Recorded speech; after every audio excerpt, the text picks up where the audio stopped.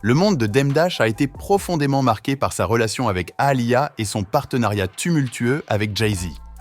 Leur histoire, entremêlée à la tragédie du comportement abusif de R. Kelly et à son mariage manipulateur avec Aaliyah, présente un récit complexe mêlant amitié, trahison et confrontation morale dans l'industrie musicale.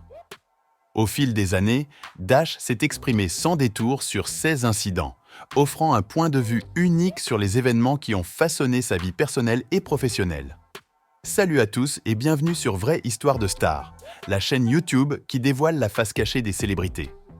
Aujourd'hui, nous plongeons dans l'univers de Dame Dash.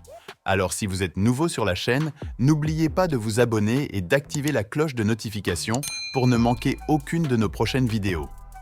Pour comprendre les origines de cette histoire, il est essentiel d'apprécier l'importance de Roc-A-Fella Records, le label cofondé par Dame Dash, Jay-Z et Karim Biggs, Burke, au milieu des années 1990.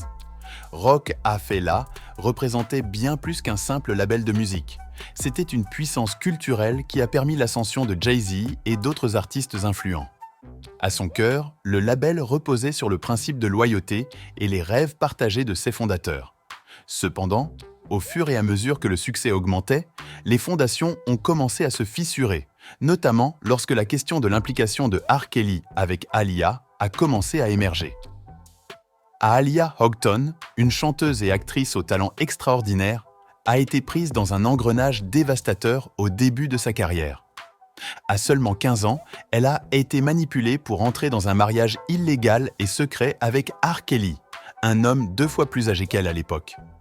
Ce sombre chapitre de sa vie était un sujet qu'Aaliyah abordait rarement, et ceux qui lui étaient proches la protégeaient en évitant de parler de ce traumatisme. Dame Dash, qui s'est plus tard impliqué sentimentalement avec elle, comprenait la profondeur de sa douleur, bien qu'il se soit abstenu de la pousser à revivre ces expériences horribles. La relation entre Dame et Aaliyah reposait sur un respect mutuel et une compréhension profonde. Aaliyah n'était pas seulement une étoile, elle était une source de lumière et de positivité pour ceux qui l'entouraient. Dash la décrivait souvent comme une présence angélique, prête à changer le monde de multiples façons. Leur lien était évident pour tous ceux qui les connaissaient, et malgré leur vie bien remplie, ils partageaient des moments de bonheur profond. La mort tragique d'Aaliyah dans un crash aérien en 2001 a été un choc immense pour Dame, le laissant dévasté et en proie à un profond chagrin. Les événements entourant la mort d'Aaliyah ont ajouté une couche de douleur à ce que Dame a perçu comme une trahison de Jay-Z. Quelques mois seulement après son décès, Jay-Z, un ami proche et partenaire commercial que Dame considérait comme un frère, a décidé de collaborer avec R. Kelly sur le désormais tristement célèbre projet Best of Both Worlds. Cette décision a laissé Dame abasourdi et blessé. Comment quelqu'un qui connaissait la souffrance qu'Aaliyah avait endurée aux mains de R. Kelly pouvait-il choisir de travailler avec l'homme qui lui avait causé tant de douleur? Pour Dame, ce n'était pas qu'une simple décision commerciale. C'était un échec moral d'une ampleur incommensurable. Cela a marqué le début d'une rupture entre les deux hommes, qui finirait par fracturer Roc-A-Fella et mettre fin à l'un des partenariats les plus prolifiques de l'histoire du hip-hop. Alors que Jay-Z poursuivait son ascension, devenant un magnat à part entière et étendant son influence bien au-delà de la musique, Dame luttait pour accepter les actions de son partenaire. Il ne pouvait simplement ignorer les implications éthiques de collaborer avec quelqu'un comme R. Kelly. Au fil des ans, à mesure que d'autres accusations contre R. Kelly ont fait surface, l'influence et le pouvoir du chanteur ont commencé à s'éroder. Cependant, pendant longtemps, le statut de Kelly dans l'industrie musicale l'a protégé de conséquences réelles pour ses actions. Beaucoup dans le monde du divertissement, y compris Jay-Z, ont détourné le regard face à son comportement prédateur. Dame Dash faisait partie des rares à exprimer constamment son désaccord, même si cela lui a coûté personnellement et professionnellement. Il a été mis à l'écart par certaines parties de l'industrie et a perdu des opportunités importantes à cause de son refus de rester silencieux. Cette position morale a distingué Dame des autres. Il voyait en Aaliyah bien plus qu'une petite amie. Elle représentait un souvenir sacré qu'il fallait honorer. Sa loyauté envers son héritage signifiait rejeter toute association avec R. Kelly, une position qui l'a mise en désaccord avec ceux qui privilégiaient les affaires au principe. Cette dévotion inébranlable à la mémoire d'Aaliyah, même face à une opposition écrasante, a mis en lumière une facette de Demme que beaucoup ne soupçonnaient pas. Une facette enracinée dans des cicatrices émotionnelles profondes et un désir de voir la justice triompher. La mort prématurée d'Aaliyah a également laissé Demme en proie à un sentiment de culpabilité. Le jour de son vol fatal, il l'avait supplié de ne pas monter à bord du petit avion bimoteur qui s'est finalement écrasé. Il se souvient vivement lui avoir dit « Ne monte pas dedans », une supplique qui le hante encore aujourd'hui.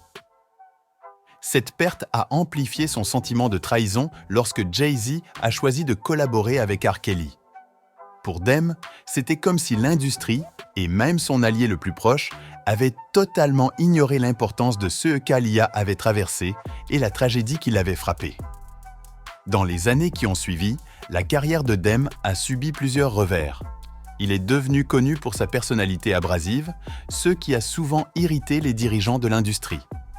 Beaucoup ont attribué sa chute à son tempérament, mais la vérité était bien plus complexe. Sa colère était alimentée par un profond sentiment d'injustice, non seulement pour Aaliyah, mais aussi pour toutes les jeunes femmes ayant souffert aux mains de prédateurs comme R. Kelly. L'approche frontale de Demme et son refus de reculer n'étaient pas simplement les caractéristiques d'un homme difficile. Elles reflétaient un homme aux prises avec une immense douleur et une profonde trahison. La sortie de la série documentaire Surviving R. Kelly a marqué un tournant. Elle a révélé l'ampleur des comportements prédateurs de R. Kelly et les nombreuses vies qu'il avait détruites. Ce fut un moment de validation pour Demme, qui avait dénoncé les crimes de Kelly bien avant qu'il ne devienne largement accepté de critiquer le chanteur de R&B. Alors que le documentaire était diffusé, les émotions de Demme étaient à vif. Il se rappelait les conversations qu'il avait eues avec Aaliyah au sujet de Kelly et la douleur qu'elle ressentait chaque fois que le sujet était abordé. Les révélations de la série ont également déclenché un bouleversement plus large dans l'industrie musicale, forçant beaucoup à affronter les moyens par lesquels ils avaient permis ou ignoré des comportements abusifs. R. Kelly a finalement été reconnu coupable de nombreuses accusations, y compris le trafic sexuel et le racket, et condamné à 30 ans de prison. Pour Demme, ce moment était doux amer.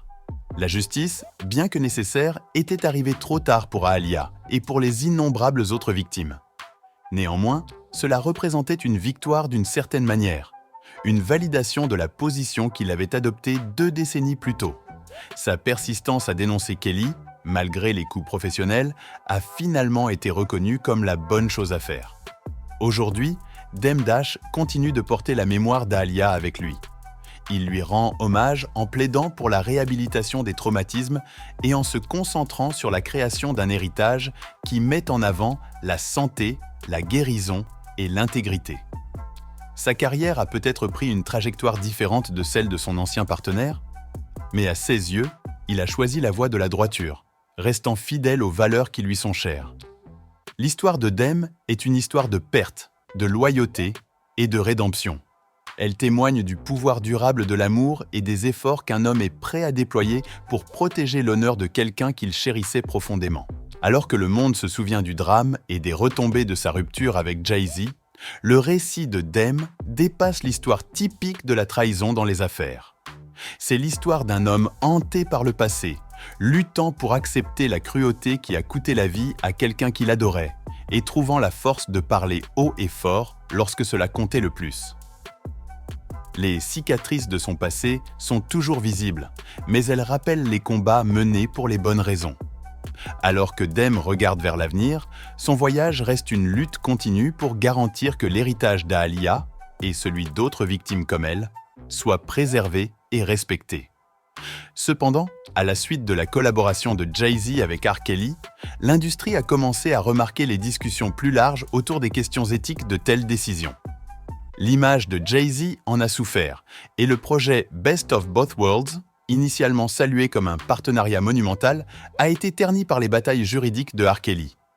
Jay-Z, toujours l'homme d'affaires avisé, a finalement pris ses distances avec Kelly, rompant les liens et prenant une série de mesures stratégiques pour protéger sa marque et sa réputation. Pourtant, les dégâts étaient faits, Deme ne pourrait jamais oublier ni pardonner. Leur éloignement s'est accentué alors que Jay-Z continuait à gravir les échelons de l'industrie, consolidant son statut d'icône culturelle. Il est devenu non seulement une puissance musicale, mais aussi une force entrepreneuriale, épousant la superstar mondiale Beyoncé et créant un empire commercial s'étendant à la musique, la mode, le sport et la technologie. Pendant ce temps, la carrière de Dame Dash a vacillé. Il s'est retrouvé mis à l'écart, non seulement en raison de son style conflictuel, mais aussi à cause des dynamiques changeantes dans l'industrie que Jay-Z semblait naviguer avec aisance. Pour Deme, il ne s'agissait pas de richesse ou de célébrité. Il avait goûté aux deux à l'époque de Roc-A-Fella. Il s'agissait de principes et de rester fidèle à ce en quoi il croyait, même si cela signifiait perdre tout ce pour quoi il avait travaillé. Ce conflit interne est quelque chose que Deme a abordé ouvertement dans des interviews et des documentaires récents. Il réfléchit souvent à la façon dont le choix d'honorer la mémoire d'Aaliyah lui a coûté cher, mais il affirme qu'il n'aurait rien fait différemment. Au fil du temps, la perception de Deme dans l'industrie a évolué. Il n'était plus simplement vu comme l'exécutif bruyant et impétueux. Il est devenu un défenseur de pratiques commerciales éthiques et une voix de conscience dans un domaine souvent critiqué pour son manque d'intégrité. Son parcours l'a mené à travers divers projets, de la mode à la production cinématographique indépendante, tout en portant avec lui les leçons apprises de son temps avec Aaliyah et des retombées de Roc-A-Fella. Ces dernières années, Deme a recentré son énergie sur des projets promouvant la guérison et la prise de conscience de soi. Il a longuement parlé de santé mentale, en particulier dans le contexte de la gestion du deuil et des traumatismes. Ces réflexions, tirées de ses propres expériences douloureuses, résonnent auprès de publics ayant traversé des épreuves similaires. L'histoire de Deme est devenue non seulement une histoire de résilience, mais aussi de transformation. Utiliser la douleur comme catalyseur pour la croissance personnelle et le changement. Le silence de l'industrie musicale autour de R. Kelly, même alors que des rumeurs circulaient pendant des décennies, est quelque chose que Deme continue de dénoncer. Il a maintes fois appelé à rendre des comptes à ceux qui ont choisi de collaborer avec le chanteur malgré la connaissance de son passé abusif. Dans une interview récente, Deme a souligné que la complicité est aussi nuisible que le crime lui-même. Il croit que la volonté de l'industrie de fermer les yeux sur de tels comportements au nom du profit est un problème systémique qui doit être abordé. C'est une position qui a suscité à la fois du soutien et des critiques, mais que Deme estime nécessaire pour un véritable changement. Avec le recul, le récit de Deme est celui d'un engagement inébranlable envers ses valeurs, même lorsque ceux qui l'entouraient vacillaient. Sa relation avec Jay-Z ne sera peut-être jamais la même, et Roc-A-Fella ne subsistera que dans les mémoires et les archives, mais l'impact de Deme dépasse largement ses premiers succès. Sa volonté d'affronter les vérités inconfortables de son passé et de défendre les sans-voix le distingue comme une figure unique dans le monde souvent moralement ambigu du divertissement. À chaque nouvelle entreprise, Dame Dash cherche à bâtir un héritage en accord avec ses croyances. Un héritage qui honore Aaliyah, combat les injustices et promeut la guérison pour ceux qui ont souffert.